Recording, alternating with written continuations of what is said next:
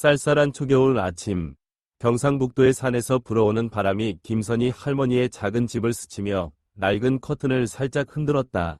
60세의 선희 할머니는 세월의 흔적이 가득한 오래된 한옥에서 혼자 살고 있었다. 마른 체구의 그녀는 마당에서 김치독에 배추를 하나하나 정성스럽게 넣으며 손이 쉴 틈이 없었다. 그녀는 서울에 있는 아들과 며느리에게 보내기 위해 김치를 담그고 있었다. 비록 나이가 들었지만 그녀의 눈에는 여전히 결단력과 가족에 대한 사랑이 가득했다. 그것이 그녀가 하루하루를 견뎌내는 힘이었다. 선희 할머니에게는 작은 행복이 가득한 가족이 있었다. 아들 김태우와 며느리 박지은은 서울에서 건설 노동자로 일하고 있었다. 비록 먼 거리에서 일했지만 두 사람은 자주 전화를 걸어 안부를 전했고 월급날이면 따뜻한 담요나 인삼 한 상자를 보내며 정성을 표현했다. 그들에겐 새 아이가 있었다. 10살이 현우, 8살이 수진, 5살이 동민이었다. 명절이 되면 온 가족이 고향으로 내려와 아이들의 웃음소리로 할머니의 집을 따뜻하게 채웠다. 현우야, 수진아, 동민아, 너무 빨리 뛰면 넘어져요. 지은 씨의 다정한 목소리가 마당에 울려 퍼지곤 했다. 할머니에게 이런 행복한 추억은 무엇과도 바꿀 수 없는 소중한 것이었다. 그녀에게 가족은 삶의 전부였고 아무리 힘들어도 포기할 생각은 단 한 번도 해본 적이 없었다. 그러나 그 행복은 영원하지 않았다. 12월 위 어느 날 오후, 선희 할머니가 들에서 일을 하고 있을 때 한 이웃이 허겁지겁 달려왔다. 그의 얼굴은 창백했다. 선희 아주머니, 큰일 났어요. 아드님이랑 며느님이 서울에서 사고를 당했어요. 그녀의 손이 떨리며 들고 있던 괭이가 땅에 떨어졌다. 몸은 얼어붙은 듯했지만 그녀의 다리는 비틀거리며 움직였다. 그녀는 계속 중얼거렸다. 그럴 리가 없어, 그럴 리가. 장례식 날, 겨울바람이 얇은 외투를 꿰뚫고 지나가며 얼음처럼 차가웠다. 그녀는 제단 옆에 앉아 아들과 며느리의 영정을 바라보며 눈물조차 흘릴 힘이 없었다. 새 아이는 그녀 옆에 서 있었다. 아이들 각자의 얼굴에는 깊은 슬픔이 담겨 있었다. 현우는 큰형답게 강한 척하며 묵묵히 서 있었지만 눈물이 맺힌 눈은 그의 슬픔을 감출 수 없었다. 수지는 할머니의 다리를 꼭 끌어안고 흐느꼈다. 할머니, 우리 엄마 어디 갔어요? 우리 엄마 어디 있어요? 막내 동민은 상황을 완전히 이해하지 못한 듯 주위를 둘러보며 멍한 표정을 짓고 있었다.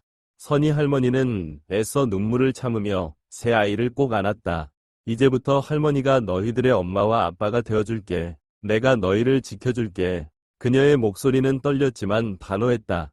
그날 밤 모든 마을 사람들이 돌아간 후 그녀는 제단 앞에 무릎을 꿇었다. 촛불이 흔들리는 빛 속에서 그녀의 거칠고 상처투성이 손이 또렷하게 드러났다.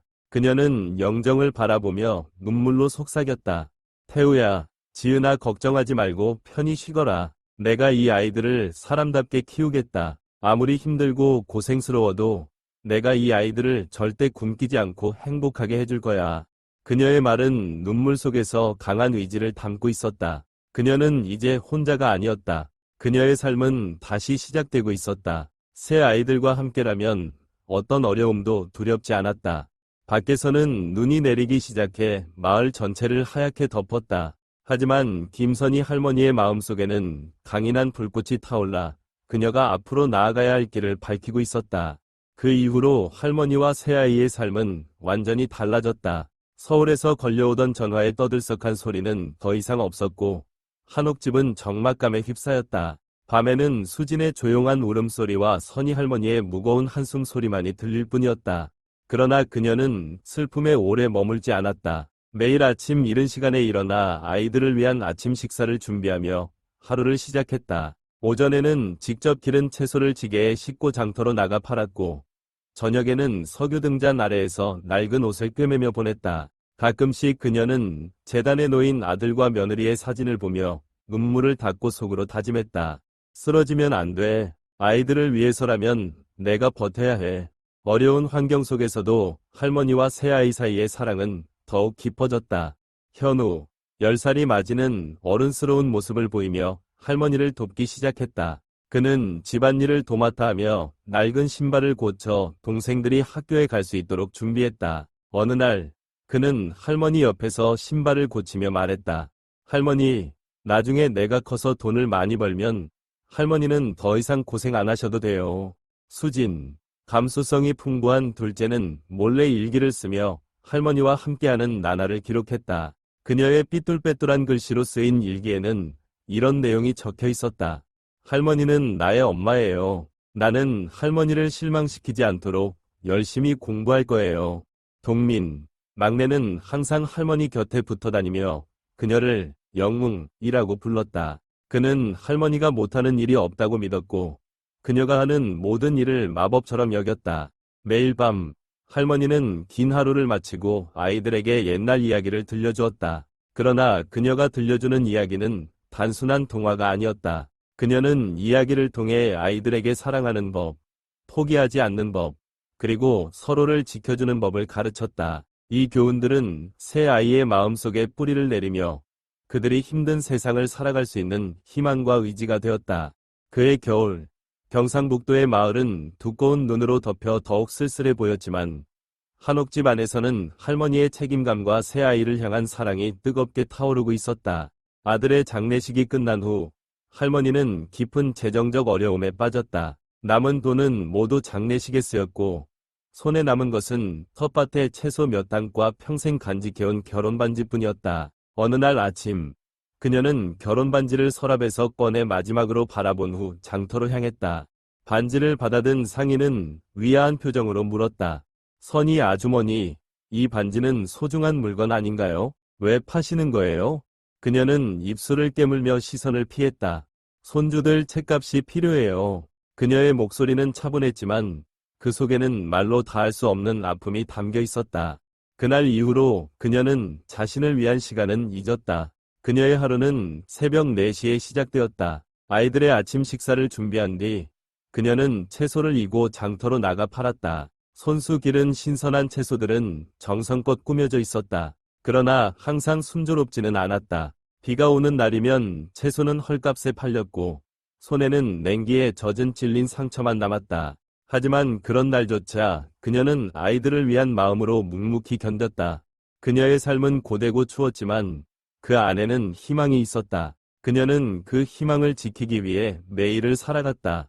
밤이 되면 김선희 할머니는 석유 등잔 아래에서 바느질을 하며 조금이라도 더 많은 돈을 벌기 위해 노력했다. 흐릿한 불빛 아래서 그녀의 나이든 눈은 긴장으로 가득했고 거친 손은 끊임없이 바늘과 실을 움직였다. 피곤이 밀려올 때마다 그녀는 스스로에게 속삭였다. 조금만 더 버티면 아이들이 고생하지 않아도 될 거야. 그러나 때로는 건강이 그녀를 배신했다. 어느 날 연달아 이어진 고된 노동 끝에 그녀는 들판에서 쓰러지고 말았다. 의식을 되찾았을 때도 그녀는 쉬지 않고 다시 일어나 무거운 배추를 등에 지고 김치를 담그러 돌아갔다. 얼음처럼 차가운 소금물에 손이 갈라지고 피가 흘러내려도 그녀는 낡은 목도리로 조용히 닦아낼 뿐이었다. 그녀는 아무리 힘들어도 불평하지 않았다. 오히려 아이들에게 희망을 심어주기 위해 항상 미소를 잃지 않았다. 어느 날 큰손자 현우가 말했다. 할머니, 저는 학교에 안 가고 일하러 갈게요. 할머니를 돕고 싶어요. 그녀는 조용히 그의 어깨에 손을 얹고 단호한 목소리로 말했다.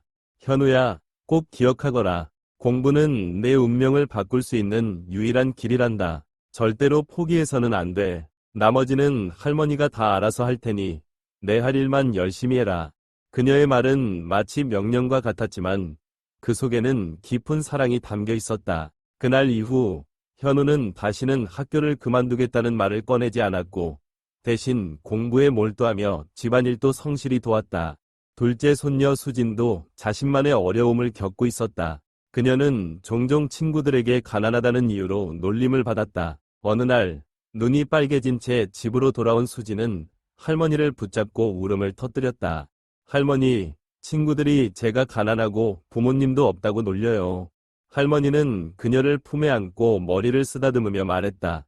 수진아, 우리는 어디에서 시작했는지를 선택할 수는 없지만 어떻게 앞으로 나아갈지는 우리 손에 달려있단다. 너는 그냥 내 자리에서 최선을 다하면 돼. 언젠가 너를 놀리던 아이들도 너를 존경하게 될 거야.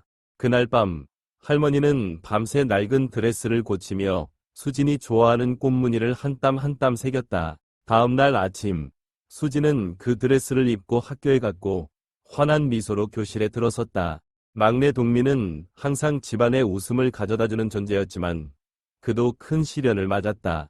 혹독한 겨울, 동민은 심한 폐렴에 걸려 생명이 위태로운 상황에 놓였다. 할머니는 큰 병원에 데려갈 돈이 없어 이웃들에게 돈을 빌리러 다녔다. 동민이 아플 동안 그녀는 단 한숨도 자지 않고 침대 옆에서 손을 꼭 잡고 속삭였다. 동민아, 힘내야 한다. 할머니는 너를 절대 잃을 수 없어. 다행히 동민은 점차 회복되었고 할머니는 다시 고된 일상으로 돌아갔다. 그러나 그녀의 건강은 조금씩 더 악화되고 있었다. 그 험난한 세월 속에서도 할머니의 사랑은 아이들에게 끝없는 빛과 희망을 주었다. 밤이 되면 할머니는 아이들을 불 옆에 앉히고 동화 이야기를 들려주었다. 그러나 그녀의 이야기는 단순한 재미를 위한 것이 아니었다. 그녀는 이야기 속에 삶의 교훈을 담아 아이들에게 사랑, 인내, 그리고 포기하지 않는 법을 가르쳤다. 그녀가 심은 용기와 따뜻함의 씨앗은 새 아이의 마음속에서 싹트기 시작했다. 어느 추운 겨울밤, 새 아이가 잠든 후 할머니는 석유 등잔 아래에서 혼자 앉아 있었다. 피로로 짙어진 눈 밑 그림자가 그녀의 고단함을 말해주었지만 그녀의 눈빛은 여전히 단단했다. 반쯤 고쳐진 낡은 옷을 바라보며 그녀는 조용히 속삭였다. 아이들만 잘 자라준다면 이 모든 고생은 다 의미가 있다. 밖에서는 눈이 계속 내렸지만 할머니의 마음속에는 이미 새로운 봄이 서서히 찾아오고 있었다. 시간이 흘러 김선희 할머니의 사랑과 가르침 속에서 새 아이는 점차 성장해갔다. 비록 삶은 여전히 고단했지만 아이들이 학업과 미래를 향해 나아가는 모습은 가족에게 새로운 희망을 가져다 주었다. 할머니가 전해준 인내와 사랑, 그리고 절대 포기하지 않는 정신은 새 아이가 성장하는데 중요한 토대가 되었다. 현우, 마지는 이제 15살이 된 청소년이었다. 그는 두 동생들에게 정신적 지주가 되어주는 동시에 할머니의 기대를 저버리지 않기 위해 늘 노력했다. 현우는 할머니보다 먼저 일어나 우물을 길어 오거나 집안을 정리하며 하루를 시작했다. 학교에서는 뛰어난 학업 성적으로 늘 반에서 1등을 차지했다. 어느 날 담임 선생님이 현우를 교무실로 불러 한 통의 편지를 건넸다. 그것은 도시의 명문 고등학교에서 보낸 전액 장학금 합격 통지서였다. 현우는 손이 떨릴 정도로 편지를 쥐고 기뻐했지만 집에 돌아와 석유 등잔 아래에서 옷을 꿰매는 할머니를 보며 망설였다. 할머니, 제가 멀리 가서 공부하면 누가 수진이랑 동민이를 도와드리죠? 할머니는 손을 멈추고 현우를 바라보았다. 그녀의 눈에는 자랑스러움이 가득했다. 현우야, 너는 이 집의 희망이야. 너는 반드시 가야 해. 공부를 해서 내 삶을 바꾸고 우리 가족의 미래를 바꾸는 것이 네가 할 수 있는 가장 큰 도움이란다. 나는 아직 괜찮으니 동생들은 내가 책임질게. 걱정 말고 공부에만 전념하거라. 할머니의 말은 현우에게 큰 용기를 주었다. 그는 고개를 숙이며 눈물을 감추고 말했다. 할머니, 제가 절대 실망시키지 않을게요. 한편 수진, 감수성이 풍부하고 따뜻한 마음을 가진 둘째는 자신의 꿈을 이루기 위해 끊임없이 노력하고 있었다. 13살이 되던 해, 할머니와 함께 시장에서 채소를 팔던 중길에서 쓰러진 할머니를 발견했다. 수지는 망설임 없이 뛰어가 그 할머니를 부축해 집으로 모셔갔다. 그날 이후 어려운 사람들을 돕는 의사가 되고 싶다는 꿈이 그녀의 마음속에서 자라났다.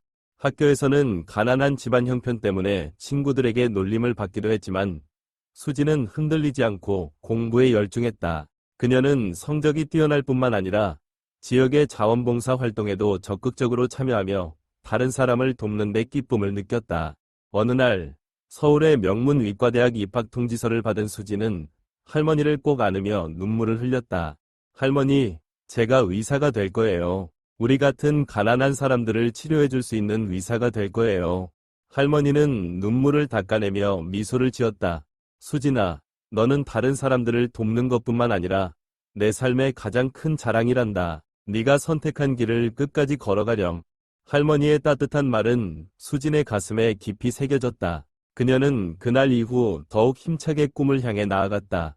동민, 막내 손자는 어렸을 적 천진난만하고 활발했던 모습에서 점차 기술에 대한 열정을 가진 청년으로 성장했다. 어느 날 김선희 할머니가 장터에서 번 돈을 계산하는 모습을 지켜보던 동민은 조용히 물었다. 할머니, 왜 우리는 컴퓨터가 없어서 이렇게 힘들게 계산해야 해요? 할머니는 그의 머리를 쓰다듬으며 말했다.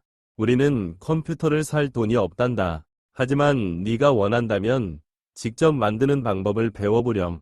그날 이후 동민은 전자기기에 대한 호기심으로 마을의 고물 수리점과 전자기기 상점들을 돌아다니며 버려진 부품들을 모으기 시작했다. 수개월의 노력 끝에 그는 마침내 간단한 컴퓨터를 조립해냈다. 그것이 동민의 기술에 대한 열정과 여정의 시작이었다. 18살이 되던 해, 동민은 친구들과 함께 작은 연구팀을 꾸려 농업관리 소프트웨어를 개발했다. 이 프로그램은 농업의 효율성을 극대화하는 데 도움을 주는 도구로 전국대회에서 큰 상을 받았다. 그 결과 동민은 서울에서 스타트업 회사를 설립하라는 제안을 받았다. 그러나 새로운 기회를 앞에 두고 그는 할머니를 떠올리며 고민했다. 할머니, 제가 서울로 가면 할머니 혼자 계시게 되는데 괜찮으실까요? 할머니는 그의 손을 잡고 따뜻하게 웃으며 말했다.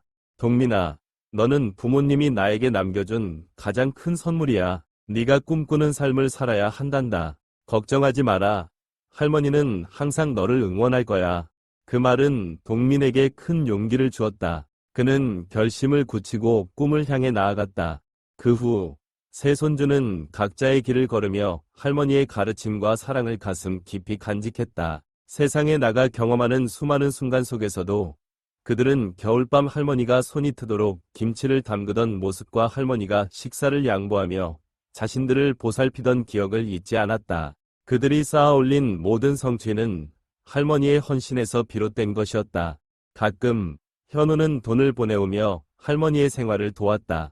그러나 할머니는 필요한 만큼만 쓰고 나머지는 다시 손주들을 위해 모아두었다. 수지는 할머니에게 전화로 자신이 치료한 환자들과 도움을 준 가난한 이들의 이야기를 전하며 자신이 의사로서의 꿈을 실현하는 기쁨을 나눴다. 동민은 자신의 회사와 소프트웨어가 실제로 활용되는 모습을 담은 사진을 보내며 자부심 가득한 소식을 전했다. 그러나 김선희 할머니는 손주들의 성공 소식 외에는 더 바랄 것이 없었다. 손주들이 보낸 소식을 들을 때마다 그녀는 고된 세월의 보람을 느끼며 환한 미소를 지었다. 어느 날 새 손주가 함께 고향의 한옥집으로 돌아왔다. 그들은 할머니와 함께 마루에 앉아 그동안의 이야기를 나누었다. 현우는 낮고 따뜻한 목소리로 말했다. 할머니, 우리가 오늘날 이렇게 있을 수 있는 건 모두 할머니 덕분이에요. 할머니가 항상 책임감 있게 살고 절대 포기하지 말라고 가르쳐 주셨잖아요. 수진도 말을 이었다. 할머니는 우리에게 날아오를 수 있는 날개를 만들어 주셨어요. 할머니 없이는 여기까지 올 수 없었을 거예요. 동민은 장난스럽지만 진심 어린 목소리로 할머니를 꼭 안으며 말했다. 할머니는 제 마음속의 영웅이에요. 할머니가 없었다면 저희는 오늘 이 자리까지 오지 못했을 거예요. 할머니는 환하게 웃으며 눈가에 고인 눈물을 닦았다. 너희가 이렇게 잘 자라주고 올바르게 살아가는 것만으로도 할머니는 충분히 행복하단다. 내가 겪었던 모든 어려움은 너희 덕분에 다 가치가 있었어.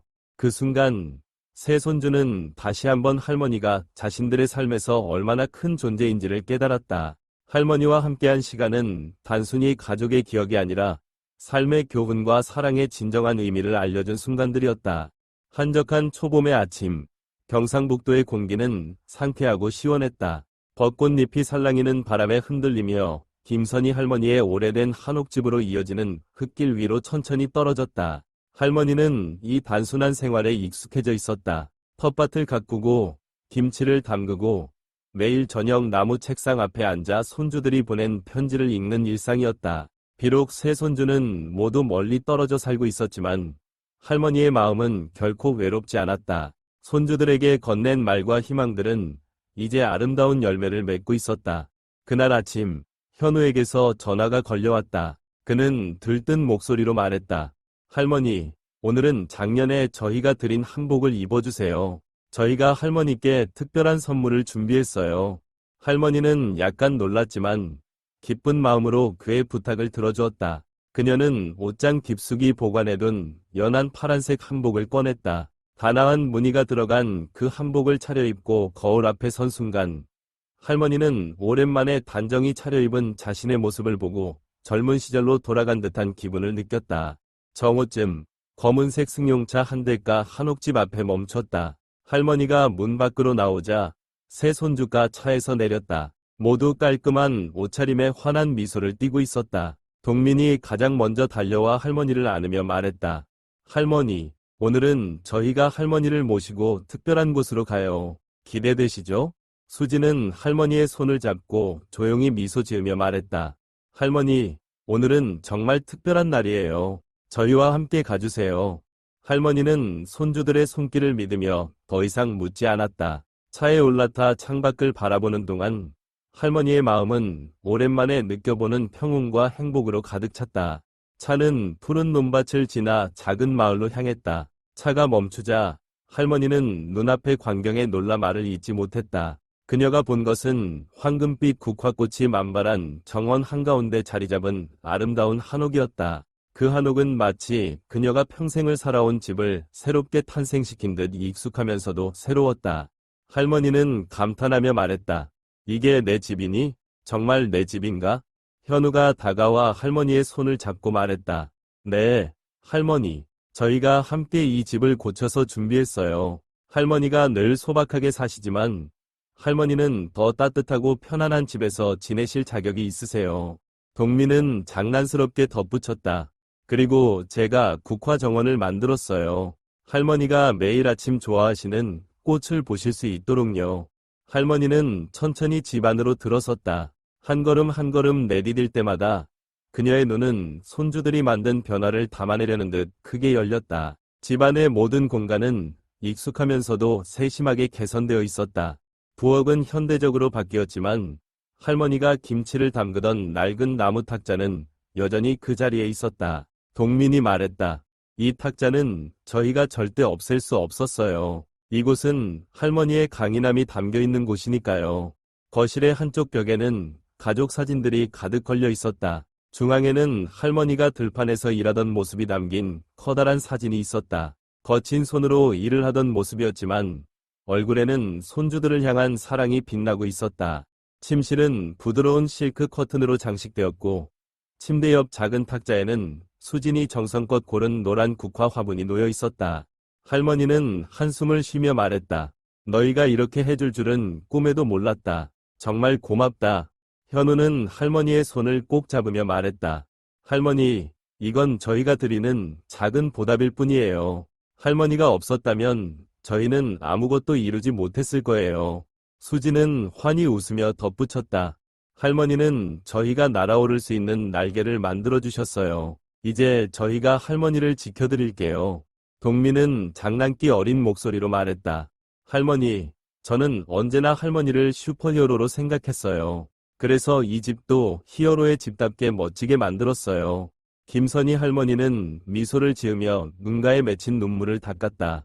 너희가 이렇게 잘 자라주어서 할머니는 더 바랄 것이 없단다. 모든 것이 정말 충분히 행복하다. 그날 햇살이 따뜻하게 내리쬐는 한옥집에서 할머니와 새손주는 함께 웃고 이야기를 나누며 특별한 하루를 보냈다. 그 집은 단순한 거처를 넘어 가족의 사랑과 기억이 새겨진 진정한 집이 되었다. 김선희 할머니는 잠시 말을 잃고 눈가에 맺힌 눈물을 닦아냈다. 너희가 이 모든 걸 나를 위해 했단 말이니 내가 이런 놀라운 것들을 받을 자격이 있을까? 떨리는 목소리로 말하며 할머니는 벽에 걸린 사진을 조심스럽게 손으로 만졌다. 마치 이 순간이 꿈이 아님을 확인하려는 듯했다. 그때 새 손주가 거실 한가운데서 할머니 앞에 무릎을 꿇었다. 현우가 먼저 말했다. 목소리는 떨렸지만 진심이 묻어났다. 할머니, 저희가 오늘 누리고 있는 모든 것은 할머니 덕분이에요. 할머니가 아니었다면 저희는 절대 이렇게 살 수 없었을 거예요. 이건 할머니께 드리는 감사의 아주 작은 표현일 뿐이에요. 수지는 할머니의 손을 잡으며 부드럽게 말했다. 할머니는 평생을 저희를 위해 희생하셨잖아요. 이제는 할머니가 진정 행복하게 사셔야 할 때예요. 막내 동민은 장난기 어린 목소리로 할머니를 안으며 말했다. 할머니, 저희가 준비한 놀라움은 이게 끝이 아니에요. 하지만 먼저 할머니가 저희와 함께 건강하고 행복하게 지내시겠다고 약속하셔야 해요. 할머니는 더 이상 눈물을 참을 수 없었다. 그녀는 새 손주를 끌어안으며 떨리는 목소리로 말했다. 얘들아, 너희가 이렇게 잘 자라주고 바르게 살아가고 있다는 것만으로도 나는 이미 충분히 만족했단다. 내가 한 건 아무것도 아니야. 오히려 너희가 준 사랑과 보살핌이 나에게 더 큰 선물이었어. 그날 저녁, 가족은 새 집의 식탁에 둘러앉아 저녁 식사를 함께했다. 분위기는 따뜻하고 화기애애했다. 그때 현우가 한 장의 설계도를 꺼내들며 말했다. 할머니, 이건 저희가 준비한 또 다른 계획이에요. 마을에 작은 커뮤니티 센터를 짓는 프로젝트예요. 이곳이 단순히 할머니의 집이 아니라 마을 사람들도 함께 배우고 교류하고 서로 도울 수 있는 장소가 되었으면 좋겠어요. 이건 할머니의 정신, 항상 남을 돕고 배려하는 마음을 세상에 더 널리 알리기 위한 방법이에요. 할머니는 설계도를 바라보며 눈에 눈물이 고였지만 입가에는 따뜻한 미소가 떠올랐다. 그녀는 손주들의 손을 꼭 잡으며 말했다. 너희는 할머니를 정말 자랑스럽게 만드는구나. 너희뿐만 아니라 이 마을 모두가 너희를 자랑스러워할 거야. 나에게는 더 바랄 게 없어. 그저 서로 사랑하고 너희 마음을 따르는 삶을 살아가면 된단다. 그날 밤, 새 집은 웃음과 행복의 눈물로 가득했다. 그 집은 단순히 가족이 머무는 공간이 아니라 사랑, 감사, 그리고 희생의 깊이를 상징하는 특별한 장소로 자리 잡았다. 할머니와 손주들은 그 안에서 서로의 존재를 더 소중히 느끼며 새로운 미래를 함께 그려나갔다.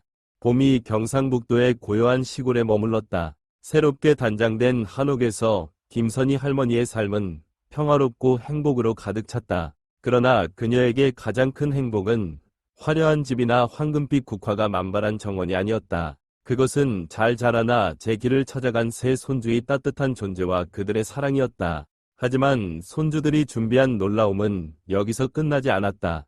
어느 월요일 아침, 할머니는 마루에 앉아 차를 음미하고 있었다. 그때 멀리서 낮은 엔진 소리가 들리기 시작했다. 할머니는 고개를 들어 소리가 나는 쪽을 바라보았다. 그리고 놀랍게도 여러 대의 차가 줄지어 그녀의 집으로 다가왔다. 차에는 짐과 건축 자재가 가득 실려 있었고 뒤이어 정장을 입은 사람들이 차에서 내려 할머니에게 정중히 인사했다. 현우가 차분한 목소리로 앞으로 다가와 말했다.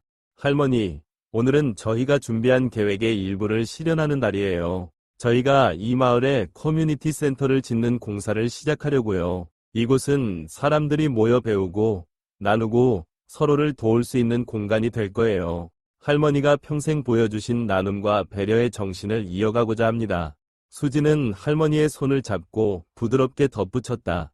할머니는 우리뿐만 아니라 이 마을 사람들에게도 희망과 영감을 주셨어요. 저희는 할머니께 배운 대로 다른 사람들을 돕고 싶어요. 이곳에서 모두가 더 나은 삶을 살아갈 수 있기를 바랍니다. 동미는 여전히 특유의 장난기 어린 미소를 지으며 말했다. 할머니, 여기는 김치 담그는 법, 텃밭 가꾸는 법, 그리고 할머니의 이야기를 통해 의미 있는 삶을 배우는 곳이 될 거예요. 정말 멋지죠? 할머니는 눈물을 참지 못하고 새 손주를 한 번씩 바라보았다. 그들의 진심 어린 말과 행동에 깊은 감동을 받은 그녀는 말했다. 얘들아, 너희는 할머니의 자랑이자 이 가족의, 그리고 이 마을의 자랑이란다. 내가 할 수 있는 말은 고맙다는 것뿐이야. 너희가 이렇게 잘해줘서 내가 무엇을 더 바라겠니? 중심에 선 할머니의 메시지. 일주일 후 커뮤니티 센터에 첫 삽을 뜨는 날이었다. 마을 주민들은 모두 모여 환호와 희망으로 가득 찬 분위기를 만들었다. 행사에서 김선희 할머니는 특별히 초대되어 발언을 하게 되었다. 평생 처음 마이크를 쥔 그녀의 손은 떨렸지만 그녀의 눈빛은 확고했다. 안녕하세요. 저는 김선희라고 합니다. 그녀는 말을 시작하며 잠시 숨을 고르고 말을 이었다. 저는 그저 평범한 시골 할머니일 뿐입니다. 제 평생 소원은 오직 손주들이 잘 자라 고생하지 않고 행복하게 사는 것이었어요. 그런데 오늘 손주들이 저에게 상상도 못할 행복을 가져다 주었네요. 이 커뮤니티 센터는 단지 저희 가족만을 위한 것이 아니에요. 마을 모두가 함께 배우고 나누는 공간이 될 겁니다. 그녀의 목소리가 잠시 멈췄다. 할머니는 한 사람 한 사람의 얼굴을 바라보며 미소를 지었다. 여러분, 제가 손주들에게 가르친 것처럼 서로 사랑하고 돕고 절대 포기하지 마세요. 우리 모두는 자신의 삶을 바꿀 수 있는 힘을 가지고 있습니다. 우리가 서로 도울 때 그 힘은 더 커집니다. 할머니의 진심이 담긴 말에 많은 주민들이 눈시울을 붉혔다. 그날의 행사는 단순한 기공식을 넘어 마을 사람들에게도 큰 의미와 희망을 주었다. 새로운 시작. 그날 저녁, 커뮤니티 센터에 초석이 놓인 마을은 환한 불빛과 웃음소리로 가득 찼다. 김선희 할머니와 새손주가 함께 앉아 이야기를 나누며 그들은 서로의 존재와 사랑에 감사했다. 그 집과 커뮤니티 센터는 이제 단순한 건물이 아니라 세대를 이어주는 사랑과 희망의 상징으로 자리 잡았다. 할머니는 새 손주를 바라보며 조용히 속삭였다. 이제 내 인생은 정말 충분히 행복하단다. 너희가 내 꿈이었고, 이제 너희가 다른 사람들의 꿈이 되어주었으니 말이다. 기공식이 끝난 후, 김선희 할머니는 집마루에 앉아 저녁 햇살 아래 황금빛으로 반짝이는 국화정원을 바라보았다. 현우, 수진, 동민 세 손주가 할머니 옆에 둘러앉아 평소 듣지 못했던 할머니의 이야기를 경청했다. 옛날에 너희 부모님이 세상을 떠났을 때 나는 정말 더 이상 살 수 없을 거라고 생각했단다. 나이든 내가 세 손주를 아무도 없는 상황에서 키운다는 것은 내 힘으로는 불가능해 보였어. 하지만 매일 너희가 조금씩 자라는 모습을 볼 때마다 비록 배가 고프고 삶이 고단했어도 너희의 눈빛이 나에게 살아갈 힘을 주었단다. 너희가 나를 구한 거야. 내가 너희를 구한 게 아니라. 할머니는 잠시 말을 멈추고 먼 수평선을 바라보았다. 그리고 지금 너희는 내게 다시 한번 이 세상이 정말 살 가치가 있는 곳임을 보여주고 있구나. 만약 너희 부모님이 오늘 이 모습을 본다면 분명히 너희를 자랑스러워했을 거야. 나처럼 말이다. 김선희 할머니의 삶은 이제 단순히 한옥집에서의 평화로운 나날이 아니었다. 그것은 마을 사람들의 웃음소리와 아이들이 뛰노는 모습, 그리고 점점 완성되어가는 커뮤니티 센터를 지켜보는 행복한 시간이었다. 그녀는 마루에 앉아 마을 사람들의 왕래를 바라보며 그동안의 고된 시간들이 지금 이 순간을 위해 존재했던 것 같다고 느꼈다. 어느 날, 현우는 할머니를 새로 지어진 커뮤니티 센터 앞으로 데려갔다. 센터 앞에는 커다란 표지판이 세워져 있었다. 할머니는 글씨를 천천히 읽었다. 김선희 센터 사랑의 시작점. 그녀는 눈시울이 붉어지며 손주들을 바라보았다. 얘들아, 내가 무엇을 했길래 이런 사랑을 받을 자격이 있단 말이니? 수지는 할머니를 꼭 안으며 부드럽게 말했다. 할머니, 이건 할머니가 자격이 있어서가 아니라 할머니 자체가 우리에게 모든 좋은 것들의 이유가 되기 때문이에요. 할머니가 우리에게 삶을 주셨고, 이제는 우리가 할머니께 기쁨을 드리고 싶을 뿐이에요. 그날 밤, 새롭게 단장된 한옥의 마루에 앉아있던 김선희 할머니는 손으로 국화꽃의 부드러운 꽃잎을 천천히 쓰다듬었다. 달빛이 정원을 비추었고, 그녀의 마음은 깊은 만족감으로 가득 찼다. 그녀의 삶은 어려움으로 시작되었지만, 지금은 깊은 행복으로 완성되었다. 그녀의 희생과 눈물은 단지 새 손주를 성장시키는 데서 끝나지 않았다. 그것은 마을 전체에 사랑과 희망의 씨앗을 심었고, 그 씨앗은 이제 모두의 마음속에서 아름답게 꽃을 피우고 있었다. 김선희 할머니에게 이보다 더 귀한 것은 없었다. 가족의 사랑 속에서 남은 여생을 보내며 자신이 밝힌 작은 촛불이 이제는 마을 전체를 비추고 있음을 느끼는 것. 그녀의 인생은 더없이 풍요롭고 아름다운 결말을 맞이하고 있었다.